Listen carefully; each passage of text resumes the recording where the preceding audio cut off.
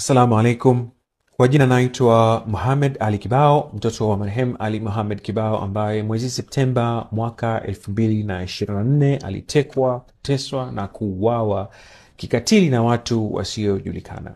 Leo hii ningependa nitoe ujumbe mfupi ambao kama tawafikia mlengwa ni Rais wa Jamhuri ya Muungano wa Tanzania na vile vile Waziri Mkuu wa Jamhuri ya Muungano wa Tanzania.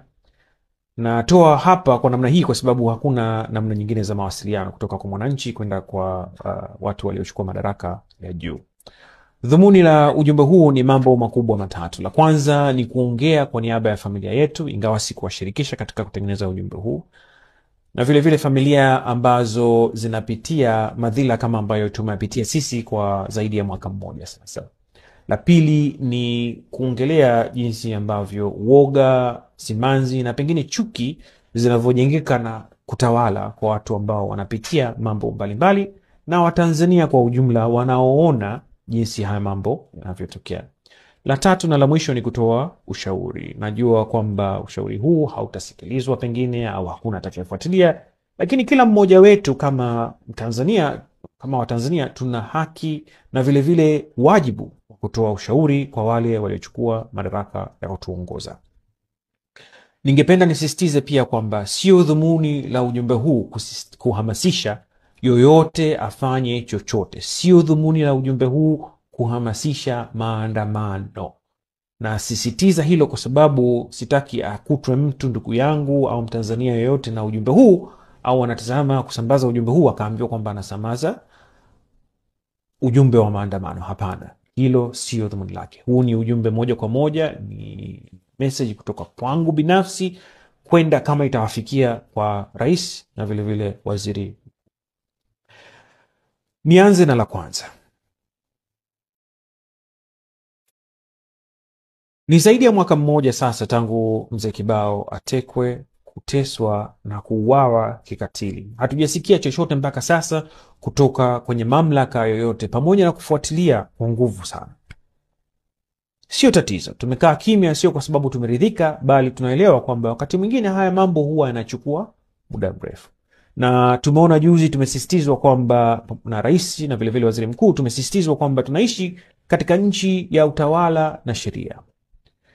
Kinachotupa majonzi na pengine wakati mwingine hasira ni kwamba tunaona kana kwamba kuna sheria za aina mbili, zile ambazo zinawalinda tabaka la watawala na nyingine zetu sisi. Nasema hivyo kwa sababu tumeona jinsi nguvu zinavyotumika kukemea na kuzuia na kushughulikia mambo ambayo hayawafurahishi tabaka la watawala. Ukikosoa, tumeona kijana amechana picha ya rais, tumeona kilichomtokea. Tumeona Gwajima ametoka kuuliza, jamani, kwa nini tunatekana na kuuana? Tumeona wote, wala hatuhitaji kuhadithiwa kilichotokea.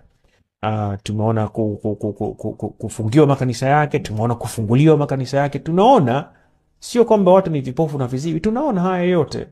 Alafu upande mwingine tunaambiwa kwamba kifo ni kifo, tunaambiwa kwamba hatuongelee waliokufa kwa sababu hatutaki kusherehekea, wakati toka 29 Oktoba mpaka sasa watu pekee waliosherehekea ni walioko serikalini. Tumeona pale bungeni watu wanapiga makofi, wanaapishana, wanapiga picha, tabasamu, furaha kuchukua madaraka. Hakuna Mtanzania ambaye anasherehekea kifo cha Mtanzania mwingine.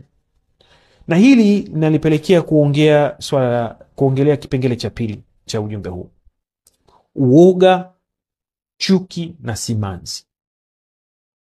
Uongozi ambao unakubalika siku zote utapiganiwa na wale wanaoongozwa. Nikupe mfano. Mwaka 2021-22 nadhani, wakati wa vurugu zile za Wamasai, kupigania ardhi na vitu kama hivyo, mimi niliita Tundu Lissu na Maria Sarungi wapumbavu. Nikawaambia, acheni upumbavu, nataka kuleta vurugu na taharuki katika nchi na kututenganisha. Wakaniambia, wewe unasema hivyo kwa sababu huelewi kwamba system ndiyo mbovu. Haijalishi aliyekalia kiti ni nani.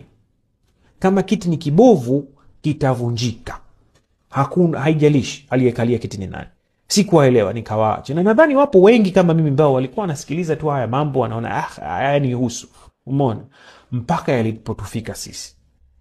na kuna wengi ambao walikuwa hawafuatilii siasa mpaka mtu yanapokufika. Sasa kufika haimaanishi tu kwamba ndugu yako au mzazi wako ameuawa, ametekwa, sijui amefungwa.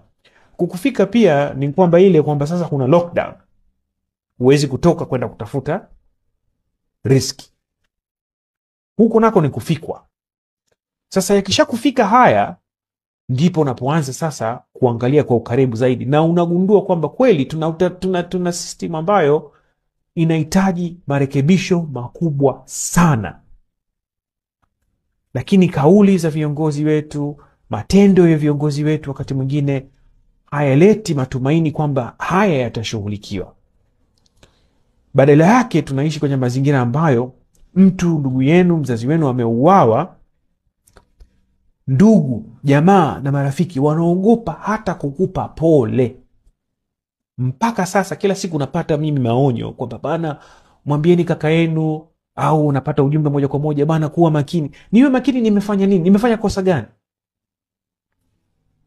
Nimekuja hapa nimetukana mtu, nimekuja hapa kuhimiza mtu vurugu, nimekwenda nikafanya vurugu mahali, naonywa. Hii ndio hali tulioitengeneza, kwamba watu hata waliofikwa wanashindwa kuomboleza, wanashindwa kupeana pole kwa sababu ya uoga ambao umetanda. Hapa kweli utawala wa sheria ni upi ambao tunasema tunao? Ndio hali ilivyo. Uongozi uliokubalika utapiganiwa na watu wenyewe, wala hauna haja ya kuhamasisha watu wakakupigania. Watu watakupigania. Ukiona kikundi kidogo cha watu kinaweza kuleta taharuki kama mnavyosema, kinaweza kuleta vurugu katika nchi, ujue kuna tatizo kubwa zaidi. Lazima turudi nyuma, tuangalie, tutathmini, si ndio? Sasa niongelee kipengele cha tatu na cha mwisho, ambacho ni kutoa ushauri.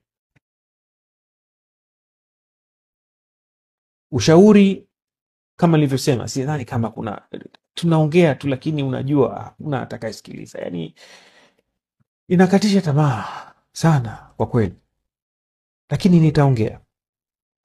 Ushauri wangu kuja kwa uongozi na waliochukua madaraka sasa ni yafuatayo. Kwanza, lazima tu acknowledge kilichotokea, na tumeanza na hapo na tume. Lakini zaidi ya hayo, kauli tunazozitumia kuhusu haya mambo zinaongea mengi zaidi kuliko hata wakati mwingine hata matendo yale tunayoyafanya. Kauli tunazozitumia, tusiminimize. Wanasema kuminimize, ndio kusema kwamba limeshatokea, sasa tufanyeje, basi tuendelee tu. Huwezi kusema hivyo. Huwezi kuja wewe ukanipiga kofi, ukanipiga ngumi, alafu ukaniambia bana, bahati mbaya imeshatokea, sasa tuendelee tu tusahau, bila ya kuniambia kwa nini ulinipiga ngumi, bila ya kufafanua. Ulitoka huko ulikotoka ukaja ukanipiga kofi, alafu unaniambia eti basi acha tu tuendelee. Kweli lazima turudi nyuma, tuangalie kilichotufikisha hapa ni nini. Na tunaweza tumeona mambo haya yalianza kidogo kidogo. Tundu Lissu anapigwa risasi, Azori Gwanda anapotea, Ben Saanane anapotea, Deusdedit Soka anapotea, Mzee Kibao anatekwa, anateswa, anauawa, mwili unatupwa kama mbwa, yanatokea. Tunaona Polepole anapotea. Tunaona sasa, tukitafuta mchawi tusiangalie mbali. Shuka tu waziri mkuu, shuka rais kwenye gari, ingia sokoni, ongea na Mtanzania yoyote ambaye yuko tayari kukuambia ukweli. Muulize tumefikaje hapa, atakwambia wote tunajua. Sasa tu acknowledge basi. Inauma sana mtu kuuliwa ndugu yako, kupoteza ndugu yako, alafu naambiwa kwamba basi tuache tusonge mbele. Hakuna taifa kwenye historia ambalo limeweza kuponya majeraha yake bila ya kukiri makosa yake. Tumeona Rwanda, tumeona Sierra Leone, tumeona Afrika Kusini. Hii ni historia, lazima tujifunze kupitia hayo. Sasa basi, ili nisiwe emotional sana, naomba nimalizie hapo. Kusema kwamba ni muhimu sana turudi nyuma, ni muhimu tu acknowledge yaliyotokea, na bila kigugumizi ni muhimu kukemea kwa nguvu kubwa kabisa matukio ambayo Watanzania wanauliza kwa sababu swali siku zote linarudi pale, wanaoteka na kuua ni kina nani? Mbona hawashughulikiwi au hata kukemea? Basi tujitahidi. Ushauri wangu kwako, kwenu viongozi mliochukua madaraka, ni kukiri na vile vile kukemea kwa nguvu kubwa kama mnavyofanya kwenye mingine. Ni hayo tu kwa leo. Asalamu.